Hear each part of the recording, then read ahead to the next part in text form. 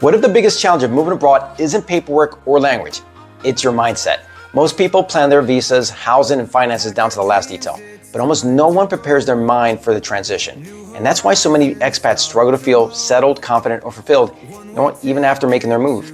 Today, we're diving into how to retrain your brain to thrive abroad anywhere in the world. My guest, Ricardo Collison, is the co-founder of Mindshift Theory, a platform that helps people use neuroplasticity, mindfulness, and affirmations to reprogram limiting beliefs and create a life of clarity, confidence, and purpose. He's lived all over the world, from South Africa to the US, the UK, Switzerland, and now Spain. And through those experiences, he's discovered how your mindset can make or break your experience abroad. So if you've ever felt stuck, anxious, or unsure about starting over in a new country, you're going to want to hear this. So stick around, because what Ricardo shares today might completely change how you think about moving abroad and what's possible when you do. New horizons start to glow. One-way ticket to the sun. Your expat life has just begun. All right, welcome back to Expat Livin podcast. We have a great guest this week, Ricardo Collison. And you know what? I always like to start with sort of the origin story. So Ricardo, tell me about, you've lived a lot of different places. Yeah. South Africa, US, UK, Switzerland, I believe, and now Spain. And maybe there's a place in the future you're thinking about going. So tell me your origin story. Take it from here. Let me stop talking. That's a good question, right? First and foremost, it's awesome to be here. What you guys are doing at Expat Living is amazing, right? Just to kind of, create content for people to show people that it's actually possible is flipping what the world needs more of, because there's so much that we can discover as people. But coming back to this origin story, to answer that question, I need to give you a little bit more context, right? I was born in abject poverty, and ever since I can remember, my primary motivation in life was to create a life far away from the environment that I was born into, right? I don't know why, but I just knew and convinced myself that there were other amazing places to actually live in the world that didn't resemble the place that I was born into. And that was my primary motivator, right? It was an overarching belief that I actually had that bubbled up from inside. And, it was this overarching belief and reasoning that led to the initial move from South Africa to London. And that initial move was the easiest move at the time, right? Because it was easier. It was the easiest path. It was the path of least resistance, because we were Commonwealth citizens, right? So moving to London was easy from South Africa on a work visa. And, that was the primary reason. But there was a secondary reason, which I must admit to. I met this amazing woman 25 years ago. And, we just started our relationship. And she's always said, I'm wanting to move to London. And one day she just said, I'm moving to London. You have two choices. You can either stay here or you can come with me, right? And it was, make a decision, Ricardo. And, that was one of those big decisions in my life to follow this woman, Michelle. She is now my life partner as well as my business partner. And, all the other places that we've moved to was because of a shift in mindset, because we wanted to meet more amazing people across the world, right? Because we've done this jump initially to London, met amazing people, then started traveling, met more amazing people, and it's like, oh my God, this can just keep on going and going and going. And Michelle always had this saying, and she always said, people are inherently kind, Ricardo. And for me, it took me a long time to internalize that, right? Because of where I was born, right? Because where I was born, people were not inherently kind, man. So I needed to find a different way to actually shift that mindset. And Michelle's worked on me for the past 25 years and said, there are more kind people in the world than unkind people. It took me a long time to internalize this, but traveling helped me actually do that. And today I stand by that statement. People are inherently good because we've met so many amazing people on our travels. And that's why we constantly traveling, right? We've 5 countries in the past 20 years across 3 continents. And man, there's going to be many more countries that we're going to be living in. And I'm not talking about going there for 3 months vacation, right? I'm talking about literally moving all of your stuff to another country, setting up home, working there, integrating into the community, and becoming part of that community, right? Living, breathing, smelling, tasting what it actually feels like to, to live in London, to live in Switzerland, to live in Spain, to live in the US, to live in Ireland, to live, in anywhere.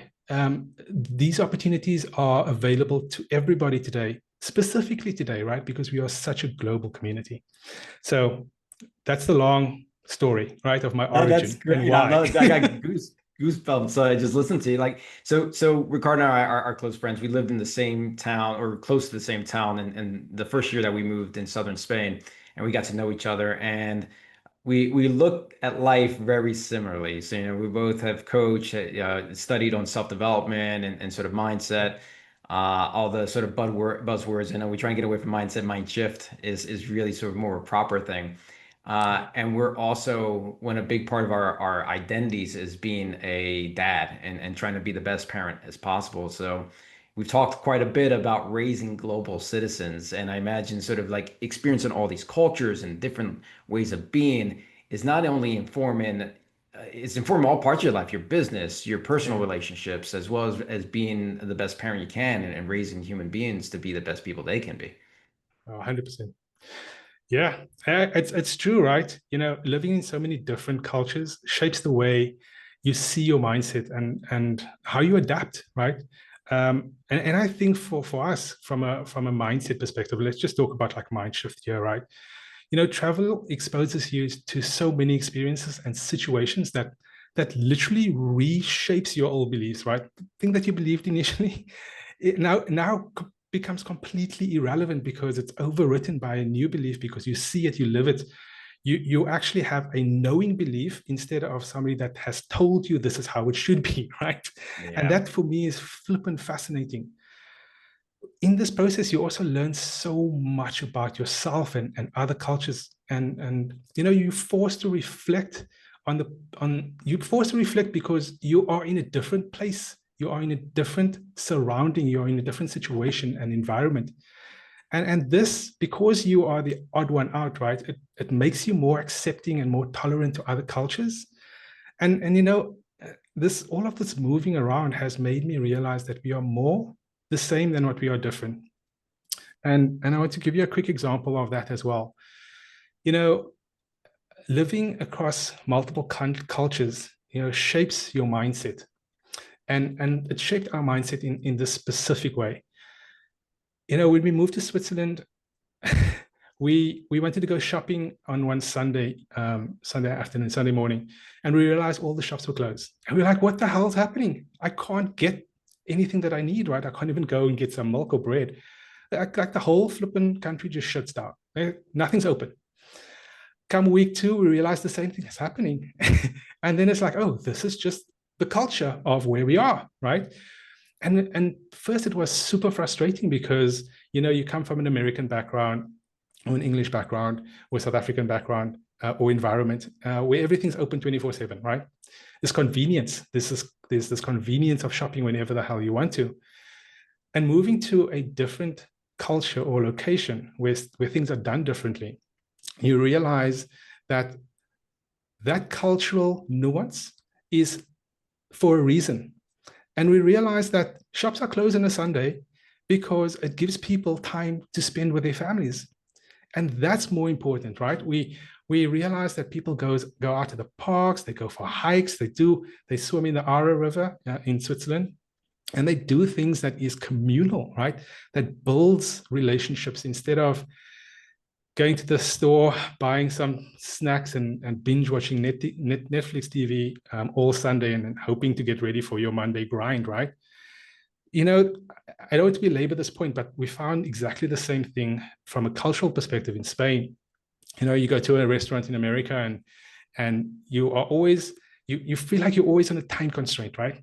You have to eat, get done, and leave. And your kids has to be flipping perfectly behaved. Children are children, man. They're going to run around. They're going to want to talk to other people. They're going to get fidgety in their seats, right? And in Spain, it's completely flipping different. Dinner is 9, 10 o'clock. The entire family comes into the restaurant. They bring their kids. Other families come in. There's other kids. They meet other kids. They socialize. They create. They build relationships. Completely different. And when we initially experienced this, it was like, why are all these children running around mad? And then we realized, but our kids are also running around like mad people, right? And it was like, they had such a flippin' good time. And then we relaxed and we leaned into the culture, so to speak. And it was just, it's a fundamentally different experience. And if you are thinking about moving to a different country, Spain's amazing. There's so many other amazing places in the world. And again, what Expat Living is doing is facilitating this moves in an easier capacity, right? It is so worthwhile your time and the blood, sweat, and tears sometimes that it takes to actually get here to experience that from a human perspective, right? But also for your family. Yeah, I mean, so much to unpack there, Ricardo. Like, it's incredible. Like, it really is. So let's talk about the first part of it, the spending time with the family, the sobremesa. Yeah. It's tough when you come from the US and it's like it's built in sort of the business model going out to dinner. Like you got to Yeah. turn over the table. That's not a concept here, right? Like so you Yeah. enjoy. The other thing is, we talk about all the time, hey, oh, I can't go there because I don't have a babysitter. Right. That Yeah. again is less of a concept here in Spain or some other European countries or other places around the world because the socializing integrates the entire family. And Yeah. it's a remarkable, remarkable thing. But for those of people, it is culture shock. When you move abroad or you're trying something different, there's always the flip side. And this is a little controversial, but I don't mind sharing this. Like one of the things that is absolutely wonderful about living in Spain is sort of the slower lifestyle, that the Yeah. family, it's not all focused on work, right? There's many times Yeah. I've known people for years. I don't know, have any idea what they do. First question out of people's mouths in the US is like, hey, what do you do? Yeah. The, How can you the help me? yeah, yeah, right, right. So the other side of it is like, for instance, you get a lot of time off. And as a Yeah. teacher in Spain, it's very common. I've experienced in southern Spain, I experienced it last year in Madrid, where teachers like just in the middle of the year, they've got tenure, like, all right, I'm gonna take my leave. And they just Yeah. leave the classroom. And the kids, the sort of the downside of it is the kids are like, hey, I don't have a teacher. I don't have a Yeah. substitute. And that's the side where like I really have to really put that mindset piece into play. So like, hey, this is part of A what different I culture. bought Yeah. into, right? This is what like I 100%. there's a live for life and not for work. The other part that I love about what you were saying and unpack is like, hey, these are challenges. It is difficult. I've sort of shared the story, like when you've got to go to another country where the language is maybe not your first language, and you have something like I experienced, I ruptured my Achilles playing the game that you and I both love and paddle. Yeah. Um, and you've got to go through like technical terms, and I find like, man, it's a challenge. And Yeah. what I can say is, um, it was an intentional part of bringing my kids abroad and put them in this. Like, I know now they've gone through this Yeah. and they've experienced this, and they will never feel like there's nothing that's completely insurmountable because I've Yeah. gone through this challenge and I know where there's a will, there's a way, and I can work my way through this. And you're leading by example, right? I call it, we've got a term for it. It's called constructive adversity. Some people call it resilience. I like the word constructive adversity because that's exactly what it is. You're teaching your kids to be constructive in adversity, right? And it's a skill that will help them conquer oh, every challenge that they will come across in their life. And I think that that's the value of it. It's part of being a human being, right? You weren't put on this earth to just, eat hot dogs and go to 4th of July barbecues, essentially, right? It's not. Life is full of a multitude of different experiences, and I think my personal view on this is, if you've lived all the experiences that you could possibly live in your life, that constitutes a full life for me, right? I love that. Yeah. I don't know why, but it just comes from the bottom of where I am. It's like, how do I create more experiences for me and my family that they're going to remember, right? It comes back to legacy. Yeah, yeah. No, it comes back to like, you know what? It's funny. I've heard this a couple places recently, within the last year, the definition of what hell is. And hell is sort of meeting yourself and understanding and realizing that you didn't live up to your fullest potential. Oh my God, yeah, Yeah. 100%. That's such a good one. Yeah, right. Isn't Yeah, isn't that just an incredible concept? And if you think that, like, man, you got to seize the moments, live the life to your fullest ability, and see all the things this beautiful world can offer. Yeah, Um, 100%. yeah, 100%. But cool. we can talk for hours about that. Yeah, no doubt. So let me transition a little bit. Tell me about that. So Ricardo's also an entrepreneur, him and Michelle. Tell us a little bit about your company, Mindshift Theory, and some of the other things that you're doing. Okay, so, well, wow. Where do we go with Mindshift Theory? Mindshift Theory was set up particularly to support people in creating the life that they actually want to live, right? And I think that creating the life that you want to live has different tentacles to it, I would say. And those different tentacles are both grounded by this concept of do you have enough money to actually live the life that you're actually wanting to live, right? Because creating the life that you want to live becomes easier when you're financially stable. It's not the only thing, but it definitely does help. So what we're trying to do here is to facilitate that mind shift in people's head, right?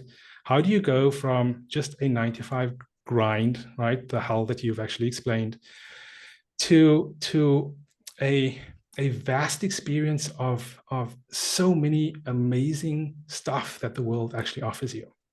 Right, that's what we're looking to do, and we try and support people in that mind shift by the programs that we create, and these programs are underpinned by online apps with practical implementation. Right, so it's not like, hey, take this program and we tell you a little bit about this, but then you're on your own, go figure it out, right? And I think that's the same thing that you guys are doing at Expat Livin. We have an app that goes with every single program that we run, and the programs that we have for offer at the moment are things like taking somebody from in stages. So first, you have to actually understand how to manage your money, right? It's money management essentially, because without money management, you have no clarity on where you're actually going. So once you get clear about that, and then how to utilize that money to make more money, right? Have your money make money for you. I call it the concept of how do you get your money to make babies, right? That's the concept that I have. And that's the first fundamental piece that we actually say to people, go and do this first and get a sound grounding of where you are from a financial perspective. And then on the secondary tier, we have things like the road to $1 million or the road from 1 million to 10 million, right? And that's for a different set or subset of audience. It's an audience that has maybe come into a windfall of capital, right? Whether that be, through loss of a family member, unfortunately, parents die, they leave an inheritance, there's all this capital, right? What do you actually do with that capital? Or divorce, or you liquidated your 401k, or you just got a massive bonus at work living in Silicon Valley. What do you do with that capital, right? And that takes you from, how do you go from 1 million to 10 million essentially at the end of the day? How do you invest that capital in order for you to create a revenue stream that is reoccurring? And it's entirely possible, right? We call it dividend investing, and it's how to make money 3 times from the same pot of money essentially. And it's a strategy that we actually teach, but hands-on, right? It's not just, hey, here's the theory, go ahead and try and find it.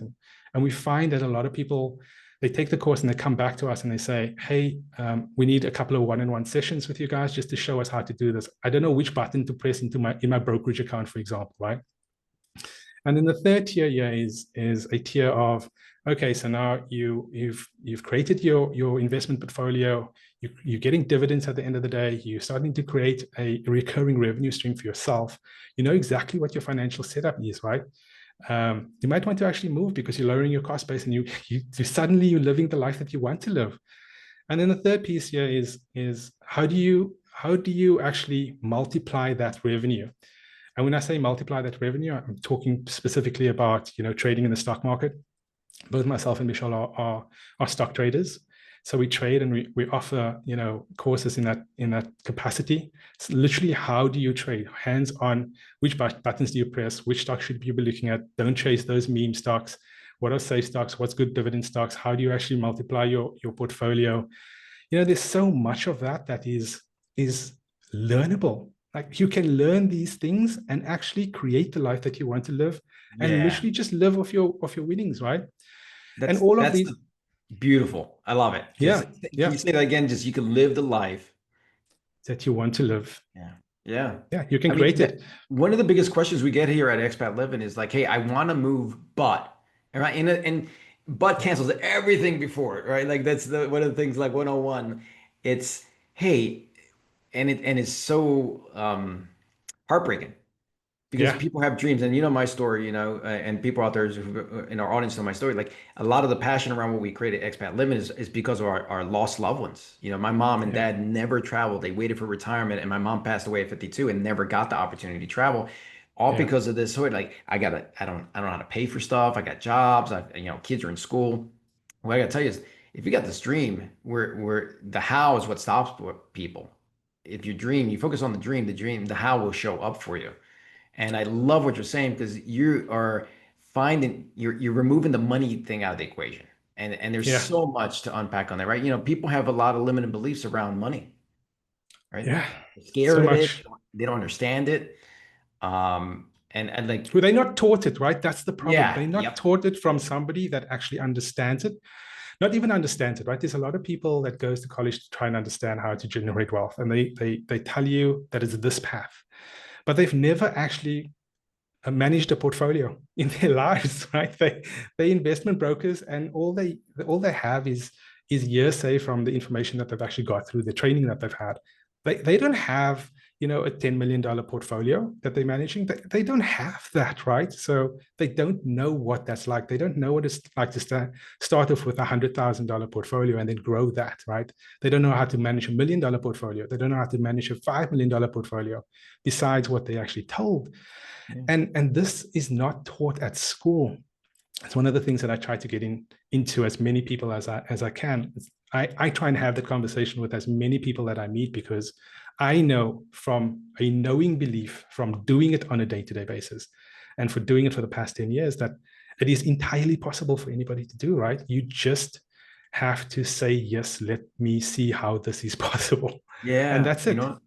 I would go one step further, Ricardo. It's like not only is it not taught in school, what's taught in the family unit growing up is Like, completely counter to what people want to live in lives. Money's the root of all evil, or this thing is not attainable by our family. That's for some other family that is in a different stratosphere than us. And 100%. yeah, go ahead. 100%. 100%. What I want to add to that, sorry for cutting you off there, No, but I no. get really passionate about this, right? Those are limiting beliefs that has come from your external environment, from your family unit. It is beliefs that was forced into you, right? You haven't lived that. You don't know that that's true, right? You just accept it as the truth. And that's why I say, whenever I talk about beliefs, I always ask people, is that a knowing belief, or is that a belief that somebody told you?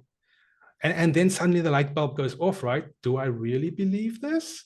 Yeah. Or is this something that I really need to start thinking about in a different capacity? And that's how you change beliefs, right? By questioning.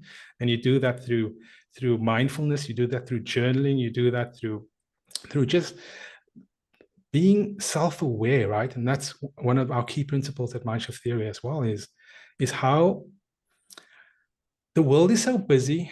How do you help people be quiet for just a little while and reflect on the things that's really important to them, Yeah. and how to realize their dreams, right? And not even realize their dreams, but also what their dreams actually are. Is it really their dreams, or is it dreams that somebody else has put in their head, Yeah. right? Yeah, Let's talk about the science on that, because I think some people, when they hear us talk about these terminologies, it's like, oh, foo-foo, or like, it's sort of mystical. But the science, right? The reticular activating system, like you're taught yeah, something, you observe it, and now it becomes a reality internally, and then you go out in the world to actually find evidence until you yeah, shift your mind, right? right. Yeah. Right. So a big piece of what we do here at Mindshift Theory, in fact, we actually certified it as neuro plasticity course instructors, right? So we actually have a certification in it, both myself and Michelle. So we understand neuroplasticity in its essence. And I think that's the question that you're asking here, right? How do you change that mindset essentially. And I think the whole piece from a neuroplasticity perspective, I like to explain it in a really simplistic way, is neuroplasticity. Think of it as when you learn to ride a bicycle, right? You didn't know how to ride a bicycle as a kid, but you had this internal desire to actually ride this bike, right? Because it was a thing that you wanted to do. So what did you do? You had this internal desire and you practiced, right? You got on, you fell off, you got on, you fell off. And then one day something clicked and shit, you were down the road and it was like, oh my God, I am flying, right? Give me some more of this type of thing. And that's neuroplasticity in action. And it happens every day in your life. And let me try and expand on that, right?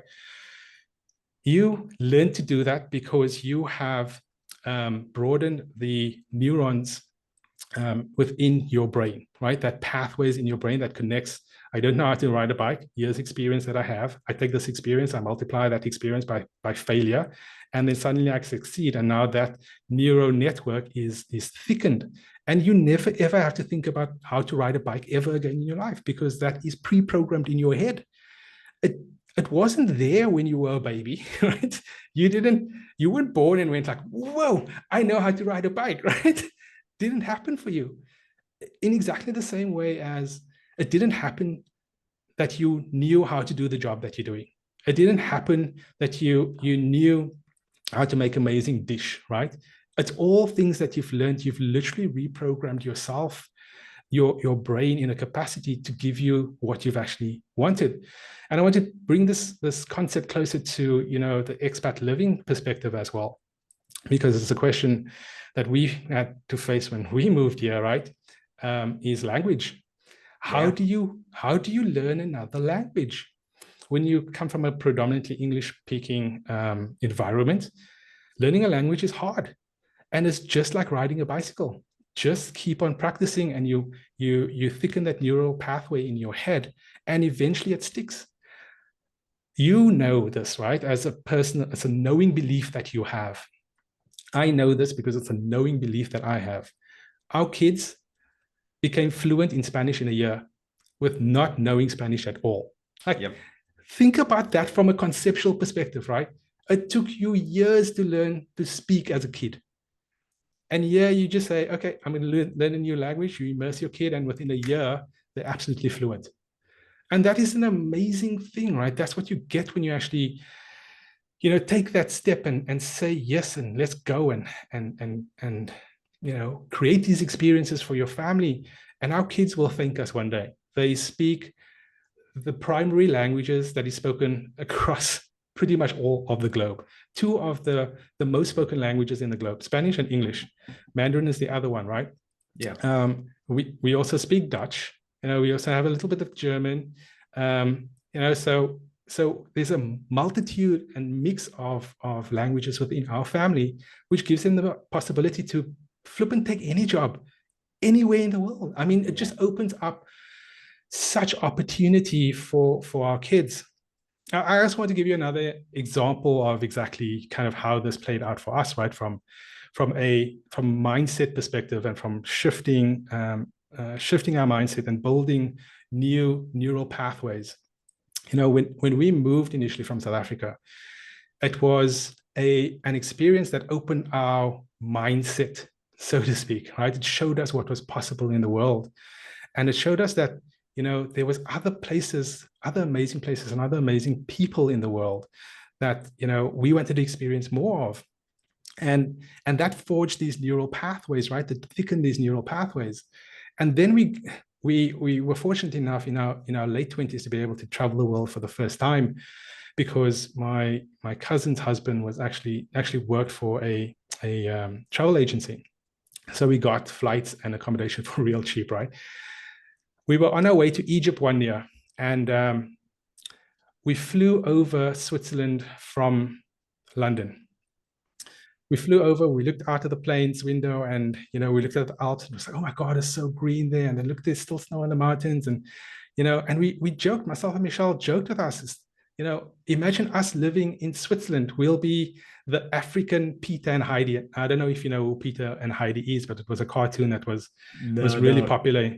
Yeah, it's a cartoon that was really popular in South Africa. It was about these two kids that lived in the Swiss Alps, right?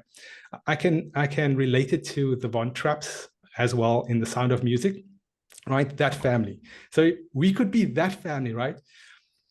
That would never have been possible a few years earlier because our neural pathways was not developed enough in order for us to believe that that was possible, right? And that became a possibility because of our experiences, right? Our knowing belief that it was possible.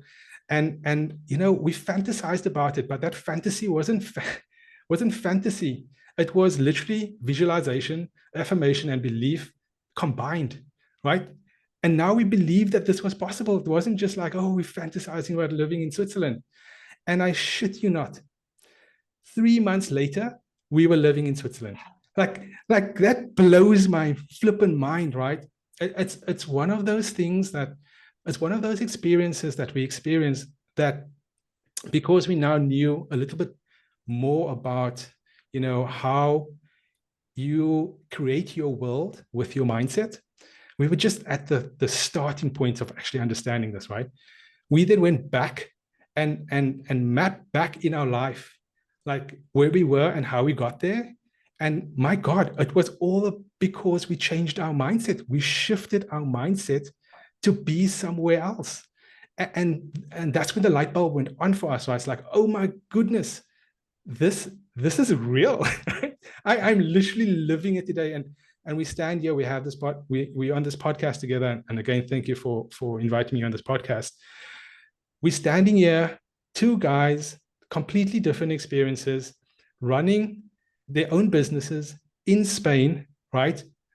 And talking about this experiences from a knowing belief. This is not, I thumb suck this out of ChatGPT, right? Yeah.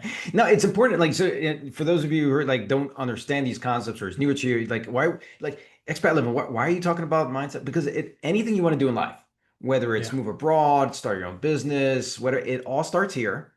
And if it's not right here, it doesn't show up out there. 100%. And it really is like the most common things I hear for people who want to move abroad. Like, I don't know how to make money, like how I'm going to make money when I'm there. I don't know how to speak. You hit on one, speak the language, the challenge of speaking language. The other one is here is loneliness. Like, how am I going to make friends? And it's like all these things, people have walked the path before us, right? Yeah. And that's why you get guides like Ricardo on the money side of things, the mindset side of things. You get guides like Daniel and I on to show you the path on how you go from one step to the other. And absolutely, 100%. It's possible, right? And the other thing I see people struggle with not only is the initial move, but the once you're here, how you thrive. And it's this comparison thing, right? I call it living the gap, watching what other people are doing and wishing you had that and not being in enjoyment or gratitude of what you have. It really undermines the experience. Yeah. 100%. That whole concept of you're still living the life that you've previously lived and you're not living in the present moment, I think is something that a lot of expats actually struggle with. Just creating the life that they want for their future, right? But they're still living in the past. And that's a really difficult thing to actually overcome as a human being, because you are the combination of all of your experiences, right? You are literally a bundle of everything that you've heard, seen, smelled, tasted over the past however many years you've actually lived. And without a real mind shift, you hold on to this concept of the who other people think you are, right? And that is such a concept that so many of our expat community struggle with. I struggled with that as well. And how do you break free from that piece, right? And I think there's what helped us anyway. I can only speak from knowing belief, right? So I know that this happened, and I know that this was real for us. It was journaling about our experiences. Journaling helps you be in the present moment. it helps you, it grounds you into what has happened that specific day that was flippin' amazing, right? Because you're in a different place. There's going to be challenges that you face. There's going to be things that will go sideways. There's going to be a lot of things that actually happens, right? But when you come back in the evening and you just write down, oh, such a beautiful sunset on the Mediterranean today. I fed the entire family for $15, right? Pizzas, drinks, all of that, right? You come back and you write about that. It changes how your brain actually perceives where you are and what you're actually doing. And that slowly helps you to let go of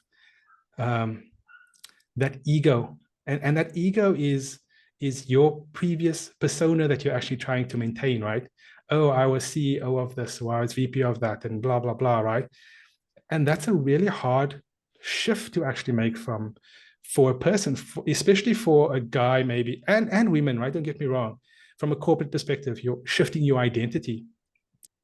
The identity that you've created and the people that's actually looking at your feeds are all like, oh, that's a great lifestyle. I wonder how long it's going to last, and it's just a vacation for you, right?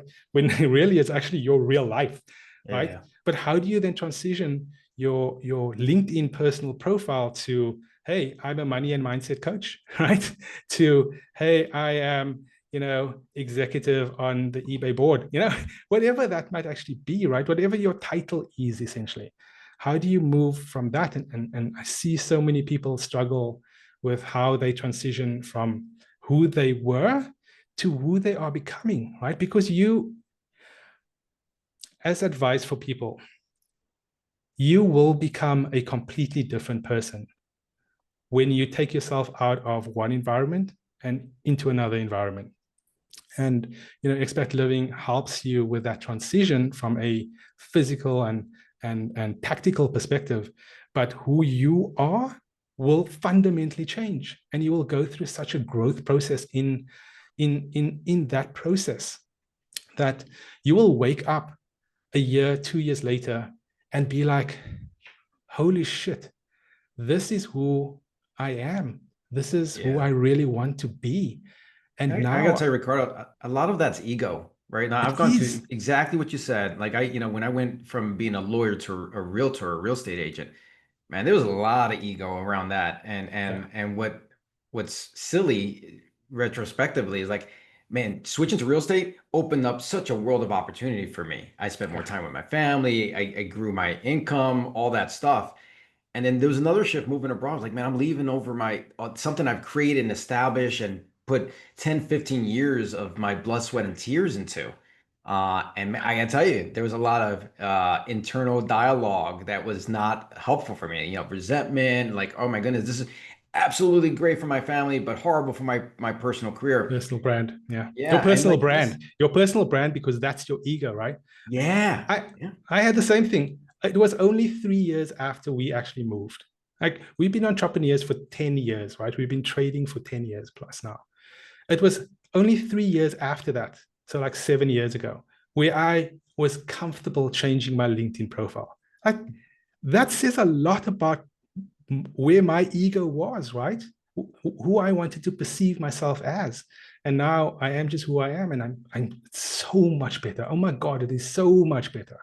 Yeah. Cool.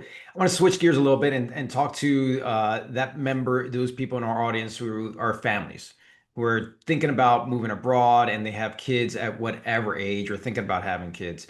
Because that's also another big sort of stumbling block for people like, oh, my kids are too old already to move or they're too young. And I've seen it across the board.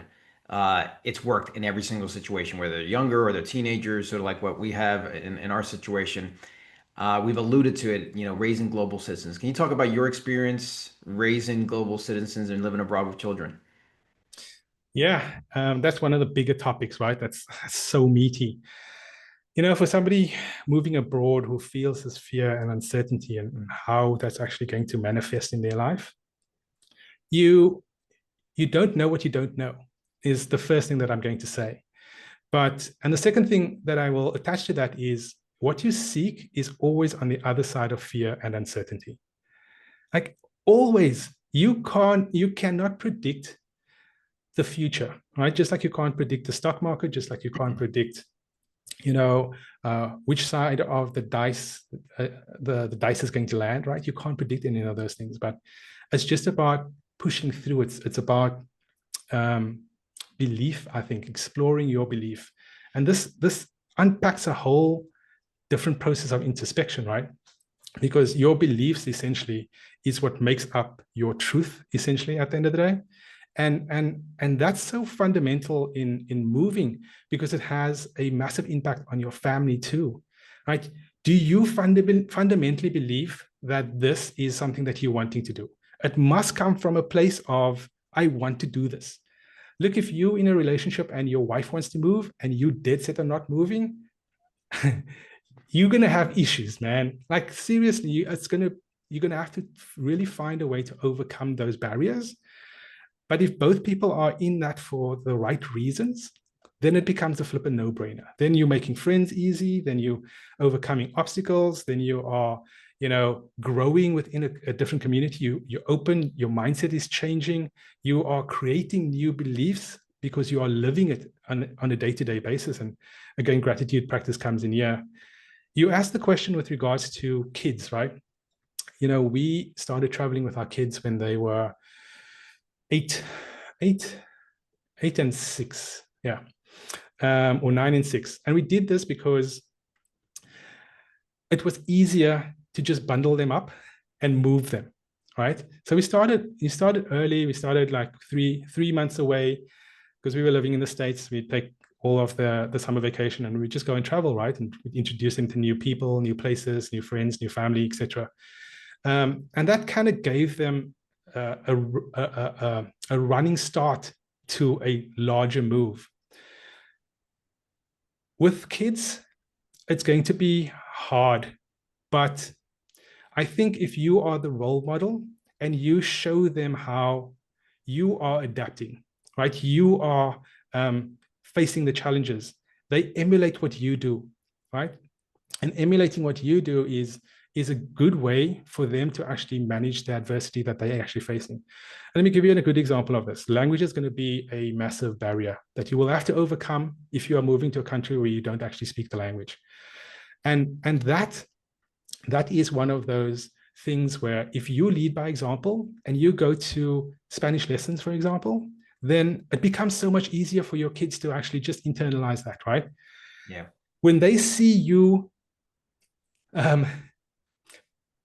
being vulnerable, speaking to somebody in a different language, you don't know what you're doing. You're making an ass of yourself, right? You're pronouncing words incorrectly. Donde está the servicio? Yeah. It's like, your Spanish is shit, right? Yeah. But if they see that you can do that, then it's okay for them to do that. And when they get into that situation where people are making fun out of their how they articulate their Spanish, it's easier for them to brush it off, right, as kids. And this is one of the things that I think I want to get across specifically to people thinking about moving to a different country. Open yourself up to those new experiences. Your kids are there because of you, right? Your kids didn't wake up this morning and say, oh, I want to go to Spain, right? That wasn't their decision. It was your decision. And you as an adult need to balance this creating new experiences and opening up new experiences for your kids while still maintaining their old relationships with their old friends, and maybe in a different time zone, right? And that is so important. We saw this with our elder, our daughter. She had close ties because we moved when she was 10, I think. Yeah, she's 50 now. And she had close ties stateside, right? But because of the time zone difference, she needed to be on her tech late at night to facilitate conversations with a friend early in the morning in the United States, right? And vice versa. So you need to think about that as a parent and how you actually facilitate that, maintaining old relationships and then creating opportunities to build new friendships, right? That's your responsibility as an adult. You have to take them to the park. You have to put them into, take them to the Deportiva. Deportiva. Yeah, you have to take them to the Deportiva, the gym, right? The what do you call it in English? The cultural center, so to speak, yeah, right? Deportiva. Yeah, it's now I can't even think about what the name is in English. My God, in English, I can't get to the. It's a building where there's a lot of sports facilities happening for kids. Yeah, like exactly. that thing. Yeah, exactly. Yeah. And I think that's really important, just as an adult to understand, right? And you know, there are tons of advantages here, and the advantages I look at our son Mika and our daughter, right? And I want to give you this example of Mika and how he has flourished in Spain. You know, it was always, oh, I want to go back to Tahoe, and oh, Tahoe is so amazing. And if anybody doesn't know where Tahoe is in California, it's a place that we had on the lake, and it's in this forest, and it's amazing, and it snows, and you can ski, and it's just an amazing place, right? And because he's lived most of his life there, it was something that he always gravitated back towards, right? So we had to help him manage that. But he has flourished so much that now he has a network of friends from all over the world. Like, because we had facilitated new opportunities, because we have gone through the process of learning a new language, because he is now fluent in Spanish, right? He goes out with his Spanish friends, then he goes out with his expat friends, right? Then he's talking to people in America, then he's talking to his friends in London, then he's talking to his friends in Sweden. This kid has a network that is going to become his net worth. He's 12 years old, for Christ's sake, right? And he's got friends across different nationalities and socioeconomic statuses. You've got rich friends, super rich friends, and poor friends, right? People that's they're just working, right? They are 9-to-5ers, and nothing wrong with that. But we are all human, and we all share our resources, and everybody's welcome at our house. Just the same like you, right? Everybody's welcome at your house. Just don't be an a-hole, right? That's it. Right? That's the one rule. Don't be an a-hole. Yeah. Yeah. And for people listening to this, if our 12-year-old son can build this network, you can build this network.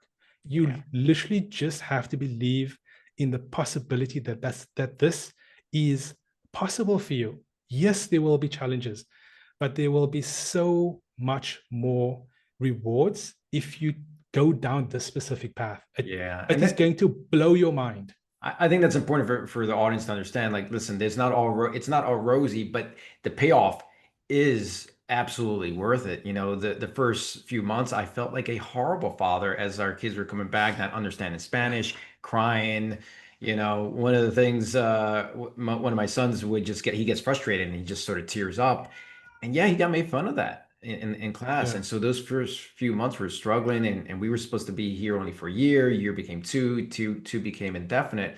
And there was a lot of pros and cons that we sort of weighed in ultimately making the decision to stay. And it's funny, I follow this guy, Brendan Bouchard, and he says, any important decision you can make within a matter of 2 weeks, after that, you're just procrastinating, right?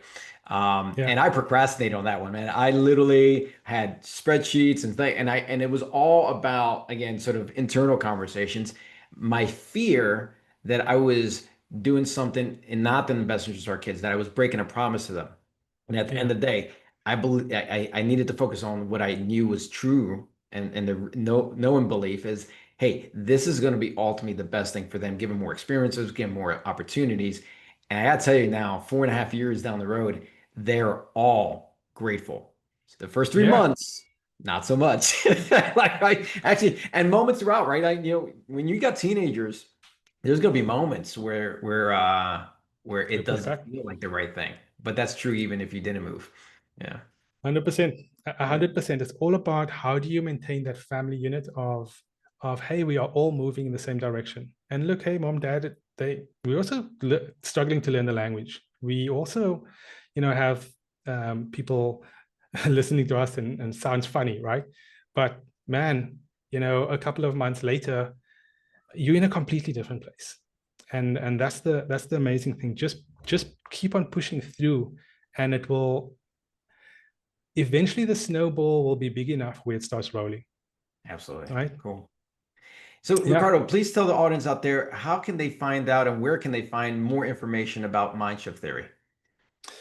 Okay, so go to our website first and foremostly. It's probably the easiest thing for you to do. It's mindshiftheory.io, not mindshiftheory.com. So mindshiftheory.io.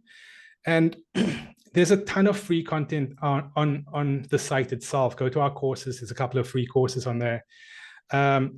It's around mindset, right? We spoke about affirmations earlier, and there's a course on affirmations which is completely free. I would highly suggest people to actually go and do that course, and because it reframes how affirmations is actually articulated and seen, and how you think about it, right?